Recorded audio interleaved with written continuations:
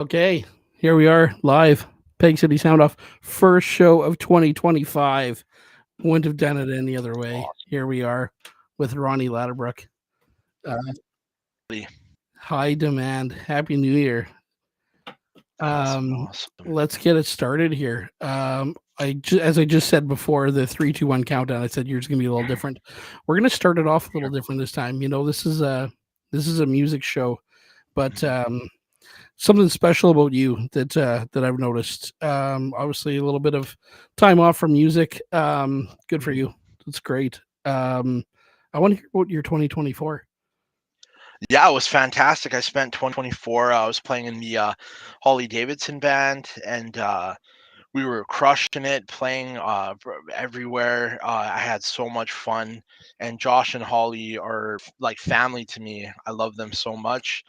And Paul Ritchell on guitar, the best guitar player I've ever seen. In like one of them, absolutely crazy. Learned so much from him. Tyler on bass, absolutely unreal. Had a really great 2024 with them. Did one show with RLE at the Tap House in March.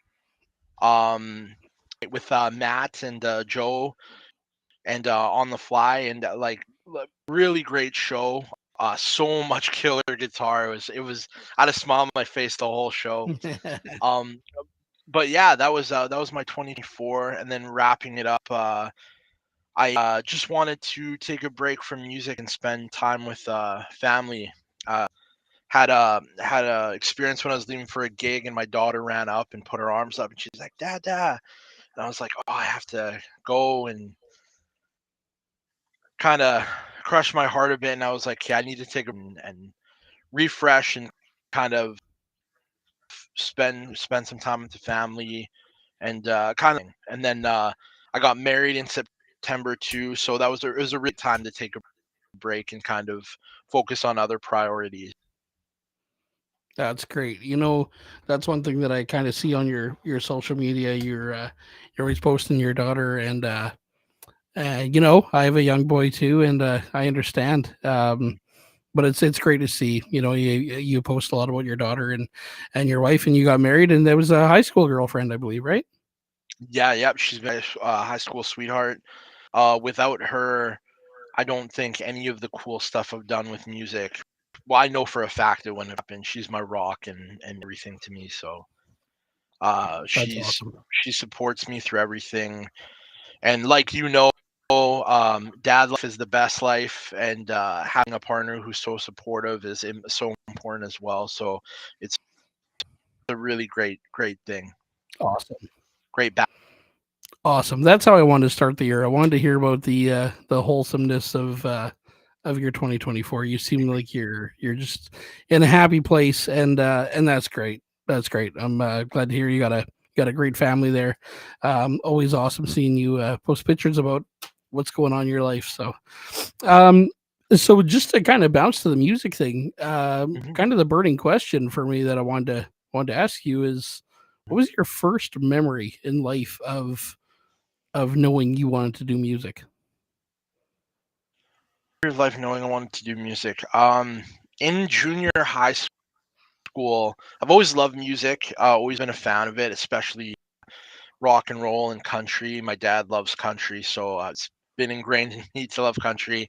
Um, and Yeah, 100% Thomas. Shout out to all the great moms out there as well. 100%. Um, with the music memory, in junior high, I saw a friend of mine reading a guitar magazine, kind of sparked it. I was like, wow, those guitars look really cool. And it's not something I thought I could ever do or learn because it seems so mystical to me to be able to play guitar. Um, but I asked for a guitar for Christmas from my parents, and they got me one. But that memory of seeing the guitar magazine was kind of like the first push to get into that world. And then once I had a guitar, just kind of sitting on my bed, learning how to play a few notes, it was all over from there. Awesome. Awesome. What was your first guitar? It was a Rocker brand Stratocaster ripoff. The Rocker used to be like the brand they sold at Walmart. It came with like a little practice amp and everything. And I sat there trying to pluck some notes, and then my parents said, "Have you ever seen like Eddie Van Halen playing Eruption?" And I'm like, "No, what's that?" And they showed me, and there, there he is right there. Yeah, Uh, exactly. changed everything. Once I saw Eddie doing Eruption, it was all over. I knew I wanted to dedicate my life to that. What was your first guitar? Oh my god! You know what? I'll give you my short guitar story. I never cared to play guitar. I've always really liked music. I was more of a knew the lyrics, knew the band thing. I'd have like parties at my house when I was a teenager, and we put on like the satellite dish stations where it's just music, and it would take about 10 seconds for it to switch the screen, right? Yeah, And so I'd always like name the song. It was like the party thing to do, right? Oh, I yeah, better drink if Joel gets it right. So I'd name all these songs. But then my dad was in a band in the '60s, and I thought I'm gonna buy him a guitar. My first ever GST check, I got like my income tax check, whatever. I went and bought a Sam Bennett Strat, and I yeah. gave it to him, and he said, "Oh, that's great, but I didn't play guitar. I was the vocalist." Oh, that's awesome. So that was my first guitar. Then my first actual one that I bought for myself was a Epiphone Les Paul. Nice. Yeah, it's good. Oh yeah, there's my buddy Mark just chimes in there. We drank lots. Yeah. We check out right on rock and roll. While we're just looking over at the screen there, I believe it's Thomas Henry's birthday today. So happy birthday, Thomas. Oh, happy birthday, Thomas. Awesome. Hope you're having a wonderful day. Awesome. Awesome. Um, so So yeah, again, kind of just talking about guitars. Obviously, anyone who follows you on social media saw your daughter put a sticker on one of yours. So why don't you yeah, tell me about your guitars? I saw a picture today of all three of them. So there it is. yeah, yeah. It's a cat rat from Gabby's dollhouse, and she put it on there, and she gets so excited whenever she sees it. So I was like, I have to keep that on there when I do some sessions. So um, yeah, right now I'm using a Telecaster and a Gibson SG, and those are like my two main guitars to kind of have different sounds, like kind of get any kind of sound that I need. Um, and it's yeah, it's a really great mix. I find having the SG and the Telecaster, kind of like that Fender Gibson mix is great to have. Awesome. Thank you so much, Orvis. Happy New Year. Awesome, awesome. Awesome. Yeah, we had Orvis on here. Orvis was on not too long ago. I think it was this one or the Boneyard, one of them. But yeah, Awesome. no, that's awesome. Telecaster. I rented a Telecaster once, and I thought, I was never a Fender guy. I had my Epiphone. I had a Gibson, a white Gibson, which I thought I would never part with. The Les Paul, white Les Paul. Put some EMGs in there. Thought I'd never part with that thing, and then I ran into Fender, and then now I have a Strat and a Starcaster. I'm sure you've seen the pink Starcaster that I have. Yeah. Um, but there's if I can have a little sneak peek preview of something, there is a song that we will be releasing this week that features the white Les Paul. I realized when I got into the studio, damn, I want that Les Paul back. So Right so on. you always fall back into it. But Telecaster's got such a great sound, and obviously watching you kind of play your demos and stuff on online here, you see you using that telly quite a bit there, and a little sentimental with your daughter putting the sticker on there too, right? How can you take it off now? Exactly, 100%. The Starcaster is such a beautiful guitar. Like, how do you like? I've always wanted to get one of them. It's the lightest guitar I've ever had. I went from a Schecter, playing some live shows with a Schecter, and when I was doing 3 set shows, and yeah, after 2 sets, he didn't want anything to do with it. But it's the lightest guitar, and you know what? I'll be honest with you. I didn't think I would get a Starcaster. I had my Strat, and they're both the Strat has an Invader pickup on it. I didn't think I'd ever get a Starcaster. And if my wife is watching this, she better back my story. Hey, Deidre. Um, my wife better back my story here, but we were in Long McQuaid, and they had a pink one, but it was used. And she said to me, and I'm going to hold her to this. She said, that would look good on the wall at home. And Right on. hey, when your wife says that'll look good on your wall at home, you do it, right? Yep. That's the invitation right there to get it. That's Exactly. it. So yeah, so in comes the Starcaster, and you know, every show I played with Valley Narrow now has that's been my main thing now. So Awesome. it's awesome. You got a Razorback too, do you not? Yeah, I do. Yeah, it's back there. I've got a Dean Razorback and a Dean ML Dimebag tribute one. Because we do the Pantera tribute every so often, like usually once a year, maybe twice a year. Um, don't have anything super confirmed about that, but there will be one this year for sure. So Awesome, yeah. awesome. So you know, I said to you before we went live here, I wanted to tell you my first Ronnie Ladobruk experience, and anyone who's watching, I have never met Ronnie in person, but I have seen so much, and probably the reason why earlier today when I made my post, I said the legendary Ronnie Ladobruk. My first experience with you, seeing you play, and I'll tell you two times your name has come up and kind of floored me. Live at the Roslyn, when you Oh played yeah, live at the Roslyn, yeah. and I used to tune into that, and I saw you go up there and absolutely rip, and it was like, oh my god, who is this guy?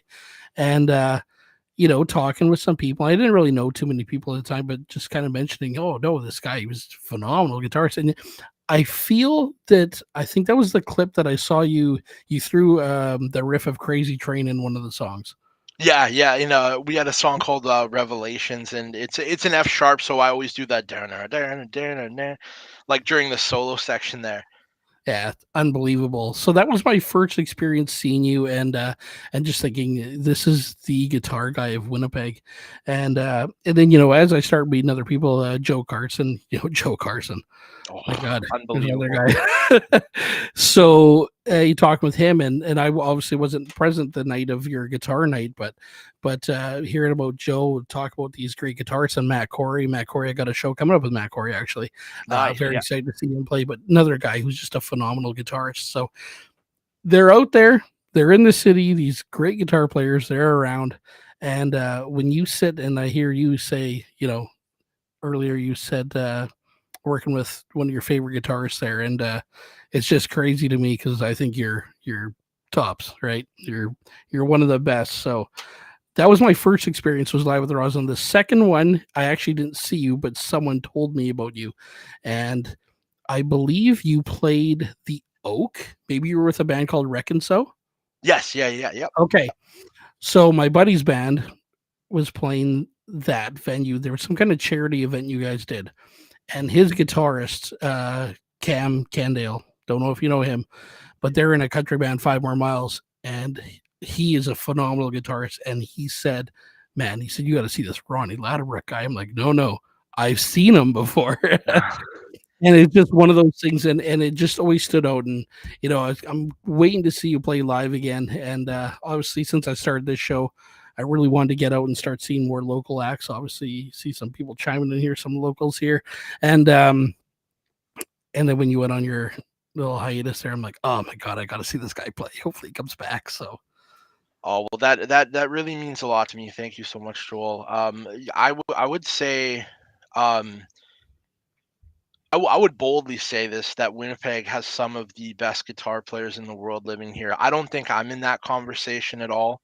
It means a lot when people say nice things like that, but I'm just trying to get to where the people I look up to are like Barry G. Player, Tim Butler, Billy Joel Green. There's so many unbelievable guitar players. Like that's just kind of who came off the top of my head. Like Orvis. There's so many phenomenal guitar players in this city.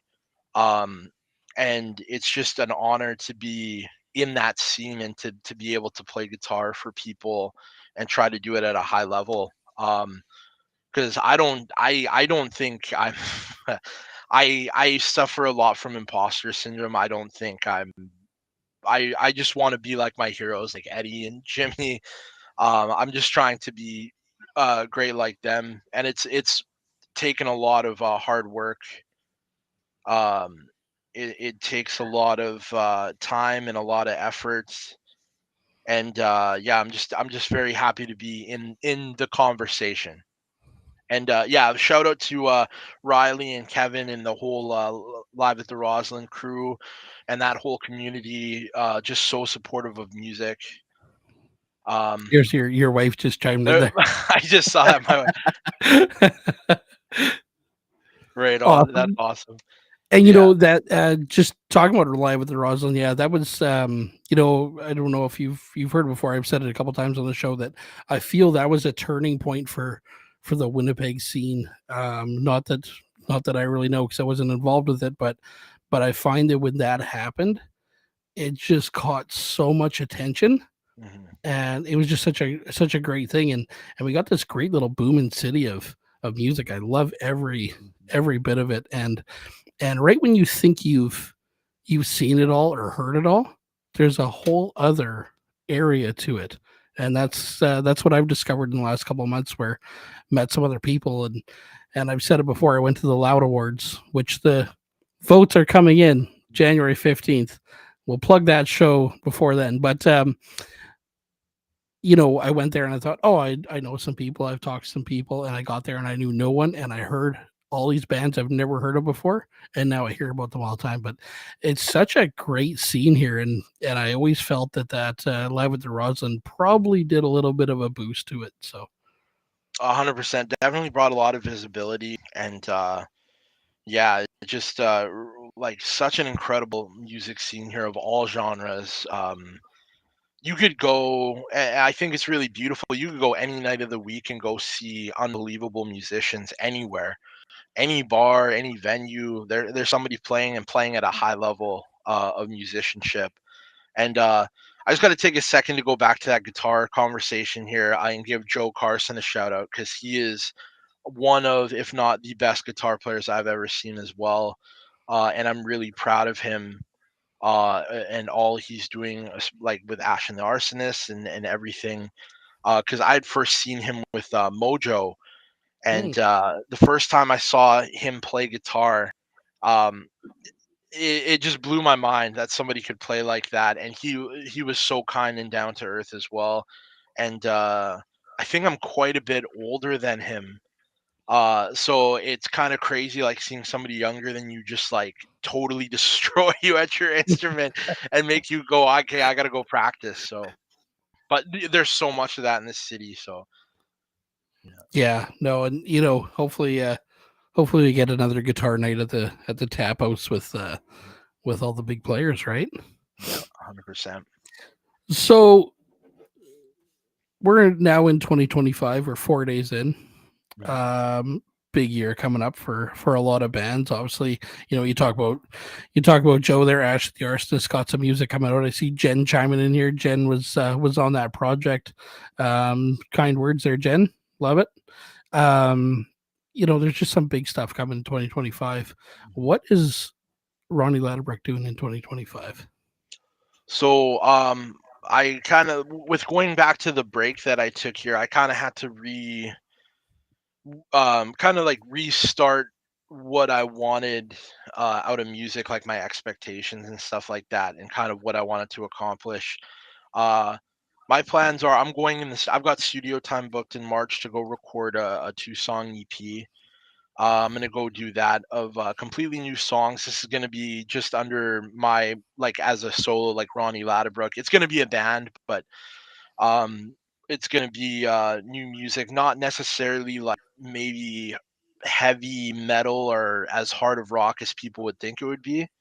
It's gonna not maybe be that, but I'm super excited for that. And then probably just focus on session work because that's something that I'm really passionate about and I really love to do. And I think that's what's going to be my focus, my big focus on that. But in terms of like new music, there's going to be new music this year for sure. Roll out an EP and then just keep recording and add it until it becomes like a full album type of thing. Mm, And then do shows here and there. Probably not as like when you're younger and before you have a family and stuff, like I remember I laugh now because I look at myself back then. I'm like, let's go, I'll play anything, anywhere, anytime, and blah blah blah blah blah. But then of course, like, you have a family, and life happens, and you start to your priorities change, and now um I'm gonna play less live, but try to focus on making a bigger show when I do play live and stuff like that, and try and utilize the great resources we have here, like Manitoba Music and stuff, and kind of go that route there. So you'll definitely see a lot of me this year for sure. And I'm gonna start showing up more at shows and making an appearance because I felt like I've definitely laid low since September, so it'll be nice to come see people play again and do what I love to do for sure. Awesome. Awesome. Yeah, you know, talk about going to live shows. Definitely some live shows coming up. Next week, January 10th, Peer Entry, Ashley Arsonist. I'm actually wearing a Ashley Arsonist shirt right now. Nice. They're coming over to the tap house, which is just down the street from me, which I absolutely love. Nice. So you talk about session work. Saw a video of you recently. Looked like you were doing some session work with the gentleman there. Yeah, I Yeah, was can you doing. talk about that? Yeah, for sure. I don't know how much I can get into it, but I did some session work for a great band out of Edmonton, and Dale Penner is producing it. And yeah, I did some session work for that project.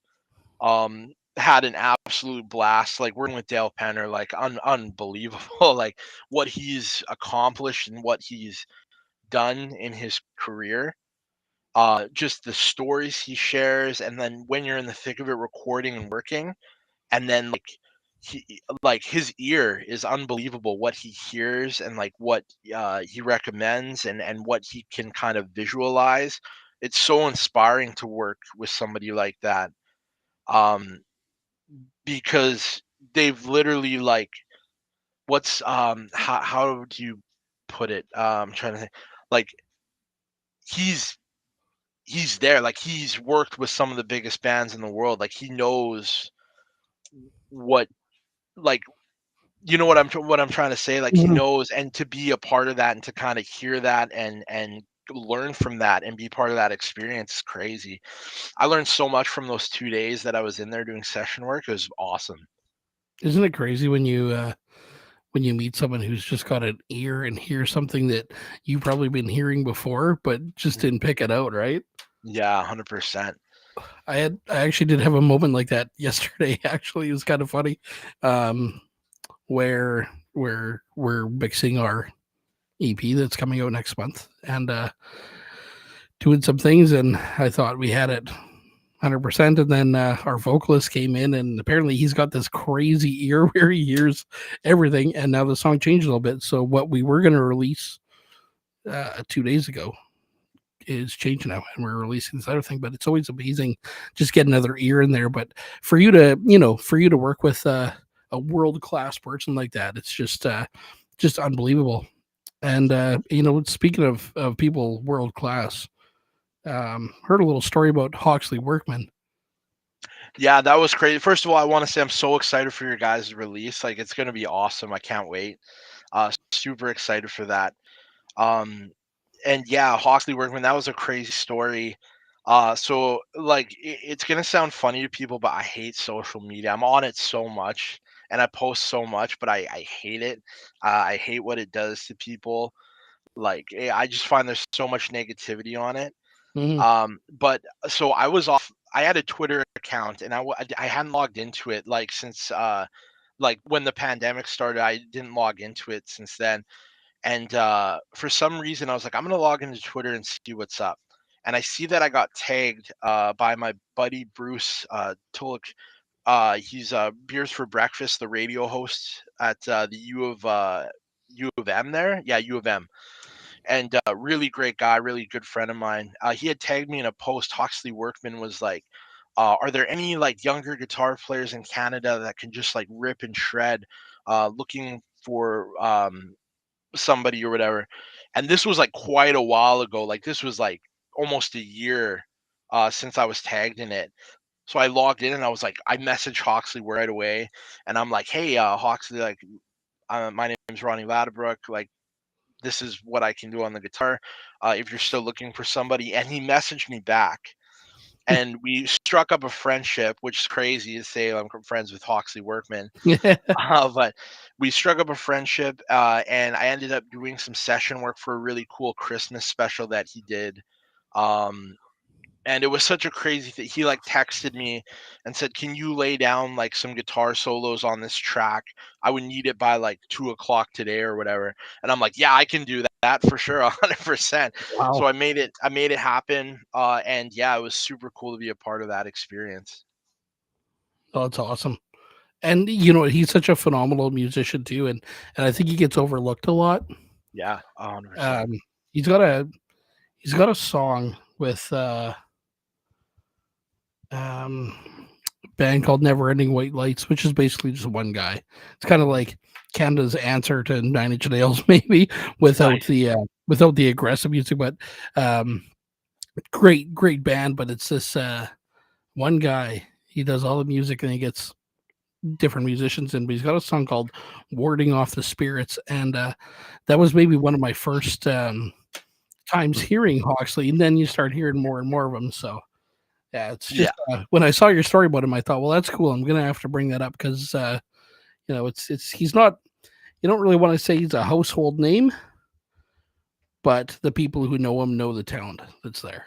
100%. He rips on guitar. Like we did like a Zoom session where we were just playing guitar, and he can shred. Yeah, He's awesome. Like he's a really great guitar player.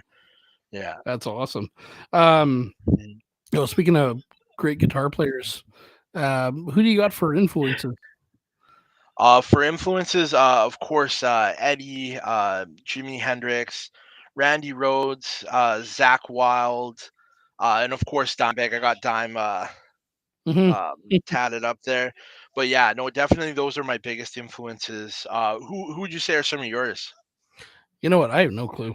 I think Joe asked me the same thing when I had him on, and I really don't know. I because I'm not really a shredder myself. Um, I'm gonna send you a clip after the show. I'll email or text it to you. But so you can kind of hear kind of where I come from. But um I really don't know because I'm not really a shredder. I respect it. I think I think when I was younger, I was such a big fan of Ozzy that you know, I went and saw him a couple times, and you see Zach Wild, right? And Zach Wild's like he's the pinnacle for I find for guitar players that don't understand. I don't know how to word it, but at the time when I saw Ozzy the first time, I couldn't play guitar at all. I didn't never even picked one up. But hearing Zach, it's like, oh, that guy's probably the best guy in the world. You know, I love Zach. And then as I got more into Ozzy, I realized the beauty of Randy Rhoads and the classical influences that he had, right? Yeah. So you start seeing that. So I really don't know who I have for influences. Like I could sit here and just kind of look at my phone at Spotify, and I really don't have anything. At one time, I thought I was this big Tom Morello fan. And then I was like, no, it's just kind of tricks and stuff, and I had to have a whammy. But you know, I think I'm more interested in the songwriters, right? Mhm. I think that's So that's fair for sure. Like, what do you think of like a guy like Richie Kotzen, who's like he's more of the songwriter, but he still has that bag of tricks he can use? exactly right. And a guy like Betancourt too, right? Yeah, Where yeah, you know a guy like that who can kind of rip. And I saw Matt Corey posted about kind of posted about living. Oh, you were at the concert. You saw Betancourt, and you were there yeah, for Living Color.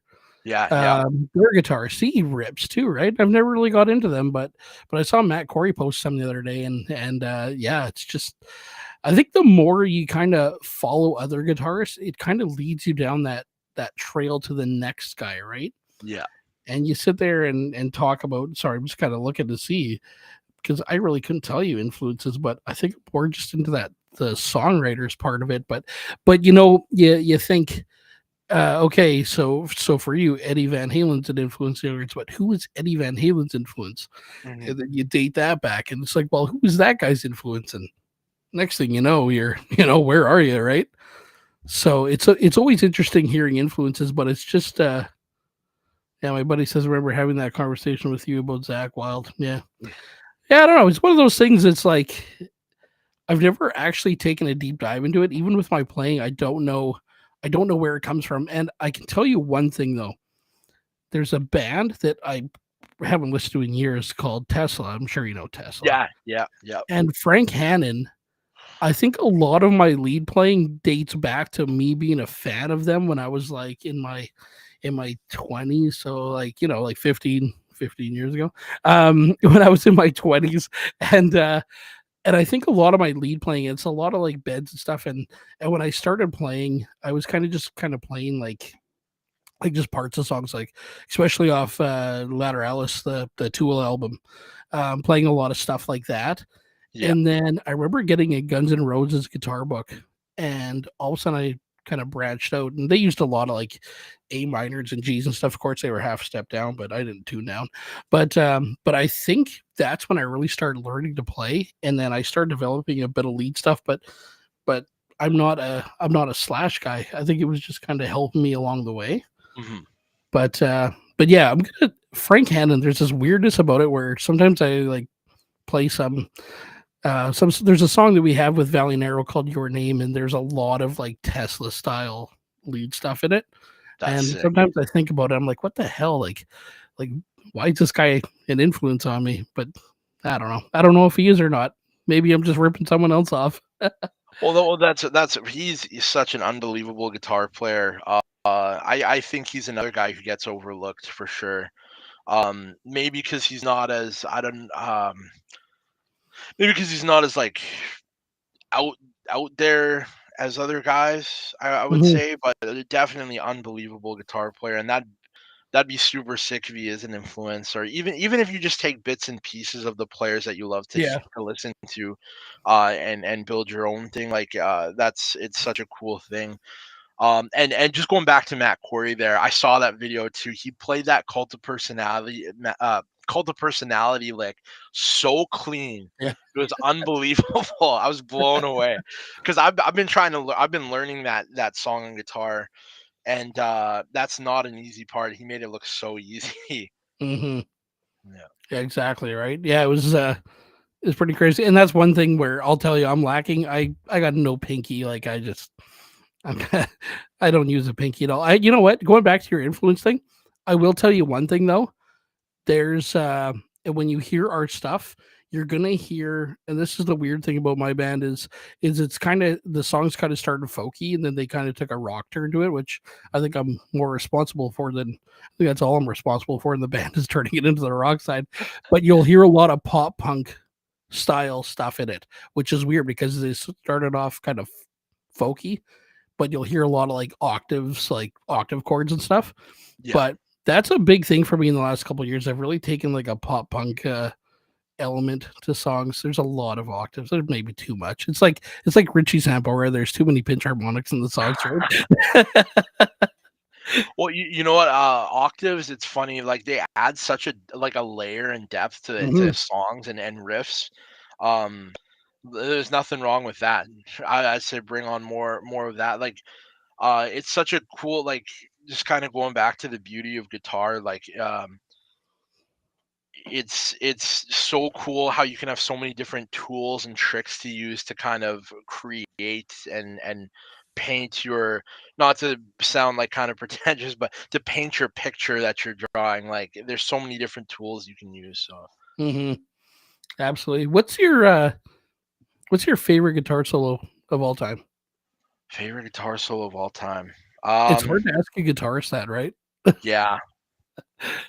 um I'd have to go some Little Wing by Jimi Hendrix. I just think that's such a Mm, beautiful guitar solo. Um, uh, I awesome. don't think I've ever answered that one before when asked that, but thinking about it now, something that kind of like draws me to it is definitely Little Wing. What about you?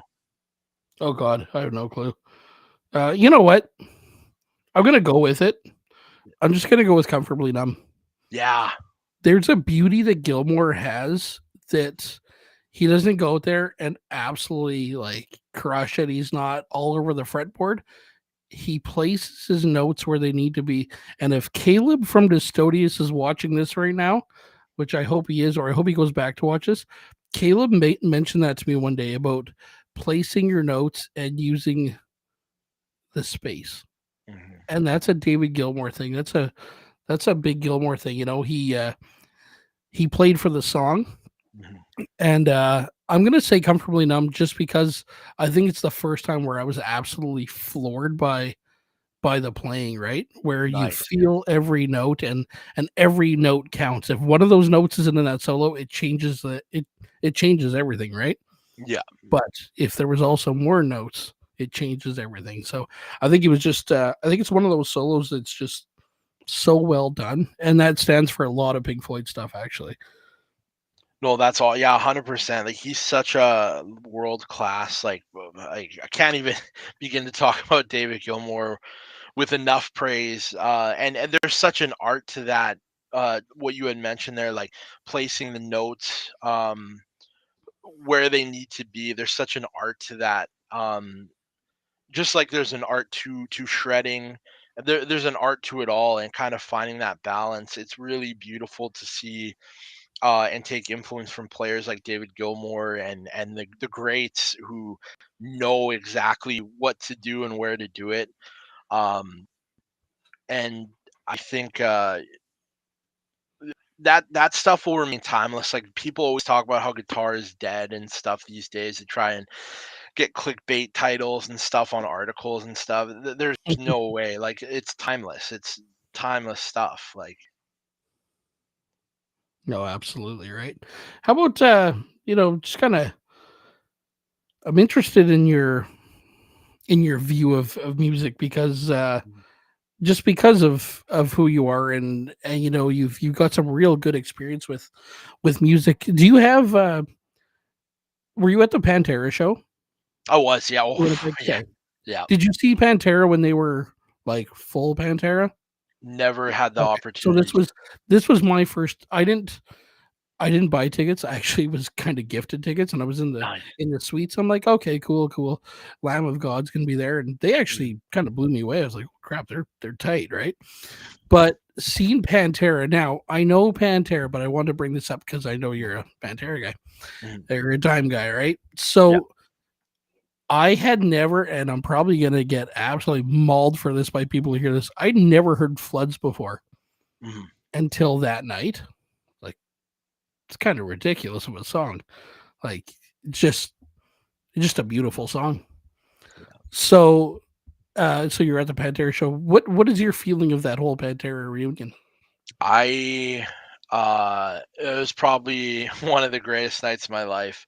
Getting to see a band that means so much to me. People say like, "Oh, like music saved me and stuff." Pantera's music was there for me in so many dark places in my life. Um, I when you're going through stuff and you put a record on and it helps you get through it, like that was a lot of Pantera for me, Dime being one of my biggest heroes, and to hear those songs live was unbelievable, just surreal. And to see, like, I would say Zach Wild is my biggest influence on the guitar. Like I would say hands down, because all of the pentatonic stuff, like I know probably every Zach Wild guitar solo there is, how to play it. He's my guy 100%. Um, and to see him paying respect to his friend, I thought was such a beautiful thing. To hear Floods live, because the last leg of the tour they did before the one they came to Winnipeg on, they were doing Planet Caravan, which is also a beautiful Mm. like a beautiful cover, but to hear Floods on this run was surreal. Like I had like tears rolling down my eyes because they show the beautiful like montage of Vinny and Dime, and Hmm. I just never ever thought I'd get to hear those songs. Because we do the Pantera tribute. We're playing. We do Floods, and you're playing it, but it's not like I'm never gonna be Dime or Zach ever. Like those are my heroes. Like the guys, like so it's different playing it, but to hear it like is a beautiful thing. And I think there's a big argument about bands going out on the road with like different members and stuff. Like there's a big thing saying I think if there's respect for the music always, it's a beautiful thing no matter what it is. So Hmm. I think that was the thing for me. Not really. I respect Pantera. I don't know enough Pantera. mhm, I know the main ones, right? But that's why mhm, I say when I heard Floods, I was like, my God, this song's so cool. But I think going into it, I think you see a lot of negativity about it. This isn't Pantera. This isn't Pantera. mhm, No, it wasn't. That's not that's not Pantera. mhm. But I felt it was a celebration of Pantera, Yeah, and I thought it was fantastic. I thought everyone did such a great job with it, and yeah. Zach stepped in there, and people, you start seeing some negativity. Oh, Zach can't play like Dime. Well, you got to let it go. Yeah, yeah. it was It's it was fantastic. yeah. They did a great job, and for me, like I said, not being too into them, not knowing enough about them, I thought Mhm. it was just a great night. They covered a lot of ground. I actually knew a lot of the songs besides a few. So Yeah, and it's like another thing too, like going back to like we were talking about David Gilmour. I saw Roger Waters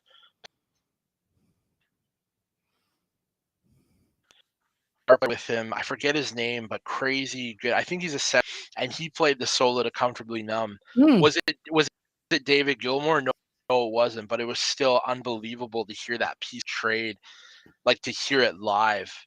yeah, Uh, no kidding, eh? yeah, just crazy, and you could tell there was a respect for the music. What like this guitar player wasn't trying to be David Gilmour, but he was showing respect to the music, which is a really beautiful thing, I think. That was the wall show that you went to? Yeah, yeah, yeah. Yeah. Were you Yeah. at that one? Yeah, I saw him do well, I've seen him the last 3 times, so Dark Side, and then I saw him on the wall, and then the last one where he did a lot of stuff off animals and stuff. It was pretty cool. Nice. Um, he's always got good he's always got good musicians with him. It's funny, the one guy who plays with Waters, he's like the guitarist from like Saturday Night Live in like the 90s and 2000s. Oh, really? That's awesome. I forgot his name now. He kind of has like longer, like blondish hair, Yeah, but yeah. but yeah, he was there, and it's like, oh, okay, that's kind of cool. So, That's sweet. um, Yeah. one thing that I kind of like to tackle, and this is exactly how I thought this night was going to go. That it wouldn't be a 20-minute show, it wouldn't be a half-hour show. We're round up 40 minutes here. I'll try and keep it quick with you. I'm sure you got things to do, but one thing I like to talk about on here, and I just see Caleb chimed in here. Um, Local bands in Winnipeg. Uh, he's part of Dystodius. I'm not sure if you've heard of Dystodius yet, or Yeah. Yeah. but yeah, they're a great band. That's also a guy who's got a good guitar collection. I won't say much about it, Caleb, but he's got a pretty cool collection. But kind of talking about the Roslyn earlier, a lot of good bands coming out of here. Northern Royals have had some success Yeah. outside of Winnipeg as well, and Pure Entry, one of my favorites. Alex from Pure Entry fills in for drums with us, which he'll be doing on the 25th when we play with Matt Corey. Um, but there's a lot of good venues, side stage, new venue, tap house. The Park Theater's cool. What are some venues you like around the city, either to play or attend? Oh, I love. I got to give a shout out to Bulldog Event Center, Hmm, Sky and Mark there. Love them both. Park Theater. I've never played side. How was Side Stage? it's amazing. I Yeah, was it looks there it's great. when I was there Friday night. Saw the Dust Rhinos there. Nice. Yeah, God, another great band. Another band. another great band. Oh, they're Yeah, fat. You know what? Not a big Celtic rock guy. By the end of that night, all I want to listen to is Celtic rock right now. for sure. No, they're that's they're awesome. But yeah, the venue itself, if you get an opportunity to go, like, check it out. The sound is good, the vibe and their atmosphere, everything's good. And it was awesome because it was cold as shit that night, and they had the heat on, and Nice. it got uncomfortable at sometimes because you thought it was too hot. But yeah, definitely check out that venue. For sure. No, that's awesome. Yeah, no, the Park Side Stage Bulldog Event Center. Pyramid, of course, got to give a shout out to the Pyramid. There's so many great venues. Doing like playing with Holly and Josh, like doing like the Spike and the Marion and everything like that. Those were such great rooms to Hmm. play. I had so much fun. One room that I've had the privilege to play that was surreal for me was the Burt. Mm. In my when I was playing with Reckon, so we had a run where we opened. It's surreal looking back at it. We opened for Blue Oyster Cult, Quiet Riot, Buck Cherry. Um, who else do we? Nazareth, all in like the span of like a year or something like that. And playing the Burt, like the sound is always like it's unreal. And the first show I ever saw, like the first like big concert I ever saw was at the Burt. So every time we would play there, I'd go leave like a couple guitar picks and like a piece of merch at the seat that I first sat at for my first concert. And whoever found it, maybe they just kind of like chucked it to the side or something. I don't know what they did, but I always thought it was cool, like for me to be able to leave that um, for somebody like I think it'd be so cool if like a younger person sat there and was inspired to play like I was because they saw like what I was doing on stage there. So but yeah, the Burt was surreal to play. Um Awesome. yeah, it was You know, lots of fun. you mentioned, leaving things behind, and it's a perfect conversation turn into the next thing I had written down that I Mhm. wanted to ask you. Younger guitar players, younger musicians, you've had some experience for a younger guy. You've had a lot of experience. What advice do you have for musicians growing up right now, or Yeah, even ones that are established? I think the piece of advice I'd give to everybody is the most important thing is to play with your heart. And as that sounds so cliche to say it, but it's so true. Like do what you love to do, play the music that you love. Um, Show up early, have a good attitude, be a good person. Um, Stick to your word. That's not always easy to do. But as long as you make an effort, I feel that's important. Um, don't get discouraged. It's so easy to get discouraged in music, and that's one thing I wanted to say about me taking that break there. Was it was a lot of taking a break for myself because I knew I needed it. And you got to listen to yourself. Take a break when you can. Um, it's so easy to get discouraged when you're putting music out there constantly and you kind of feel like you're like spinning your tires. Like I know there was a period it was like 2013 to 2004. I was playing in a band and we were working so hard and it felt like we were just spinning our wheels and we were about to quit uh and pack it in. There's been so many times like uh through my musical journey where it's kind of been like maybe it's not for me type of thing. And you just got to stick at it. Just keep going. Uh Keep the music first and is surround yourself with people who love you. Like focus on your people who are negative. Uh, don't listen to that. Focus on your support. All of my friends, I've got their back. They've got mine, type of thing. You know what I mean? Um, Mhm. and yeah, number one. Uh, but the most important thing, practice. Practice always and love your instrument. Do you still practice? Every single day for at Yeah. least like when my wife and daughter go to bed, I'll probably practice for a good 2 3 hours before I go to bed, and then Wow. What does a Ronnie Ladobruk practice look like? metronome, working on chords, theory stuff, working on songs. Really cool. I got like a little recording setup here. I don't have it set up right now, but I try to record myself playing, and then kind of if you record yourself playing, you hear little nuances, and you can figure out what you got to do to kind of get better.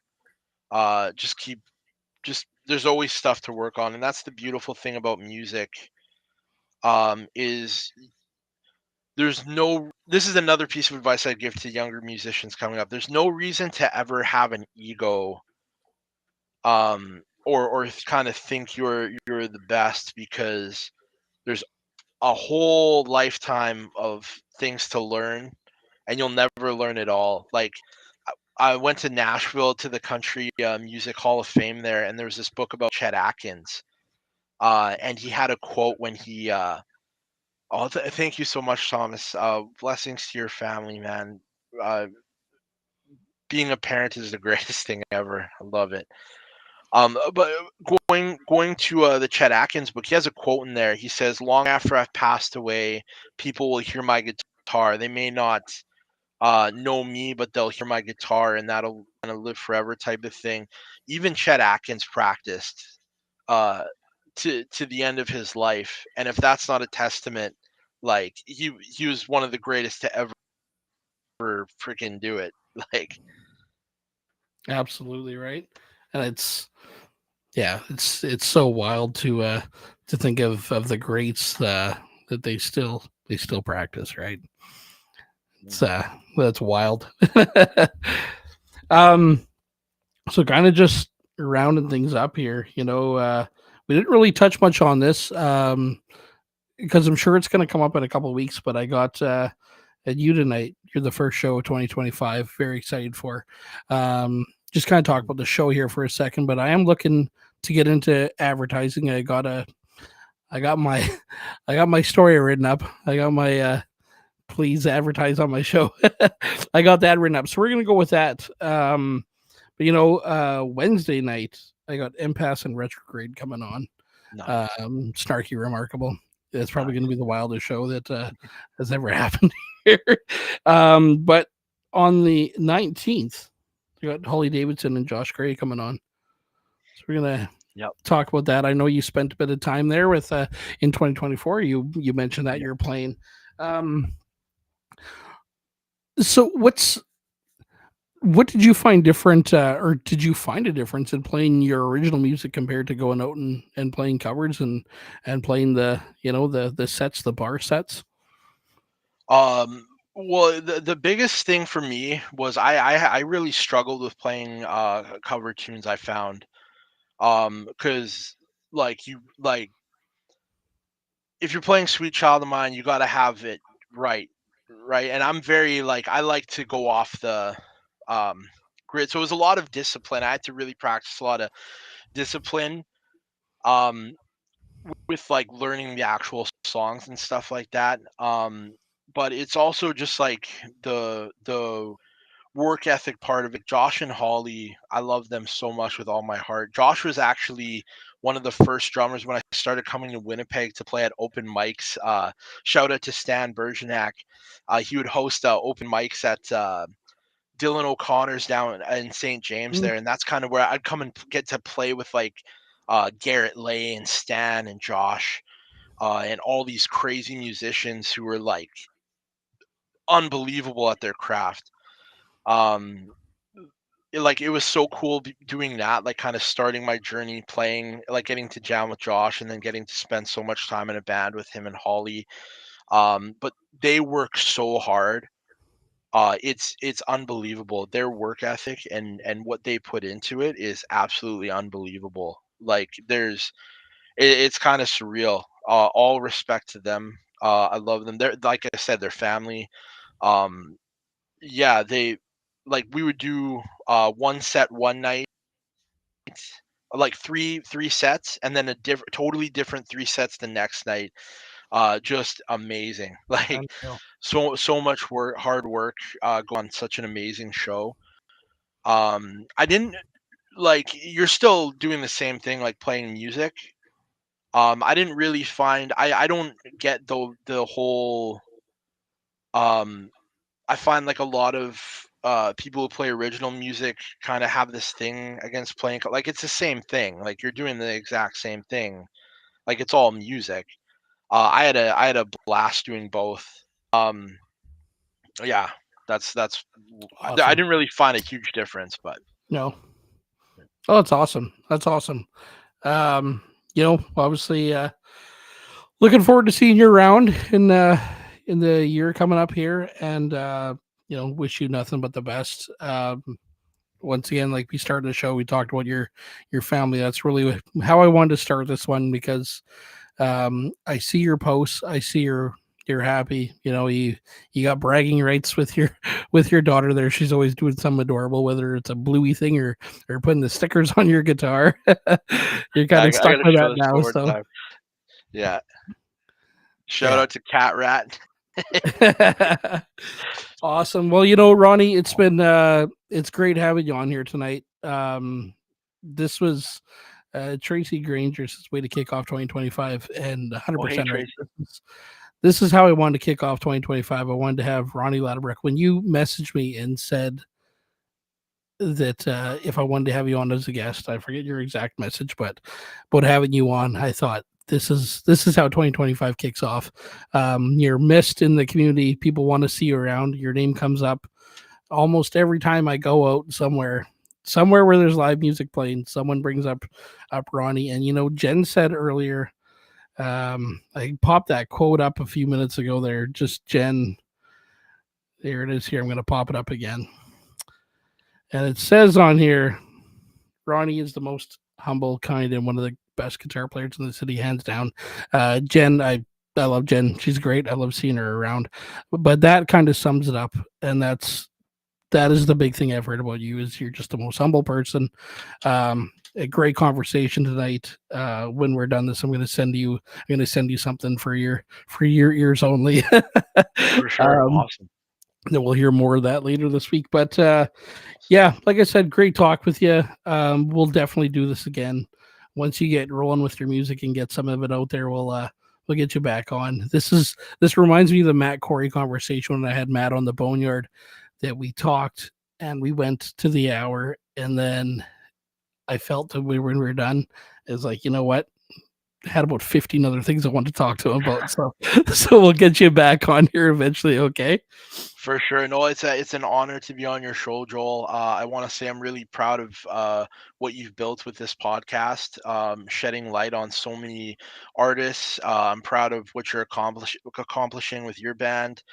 It's a really what Jen said there. I'm really grateful for comments like that, because I'm just grateful to be a part of such a great music community. There's so many talented, like there's like endless talented people in this city, and for us to all be working towards the same thing, being creative and loving what we do, um it's such a beautiful thing. Really grateful to be a part of this community, grateful to have friends like you, and yeah, once I get my own music rolling out there again, let's do some shows together. Let's have some fun. It's going to be great. I really appreciate you having me on. Absolutely, man. A couple of people rolling in. Great show, great show. Yeah, absolutely. And we knew it would be. We knew it'd be hit record. This is going to be a good show. So you just have some fun, and you know what? You'll get your music out there, but most importantly, enjoy your home life. You got a great family, a beautiful family. Cherish those memories with your daughter. She's adorable, and like Thomas said, it's pretty cool. She's into music already.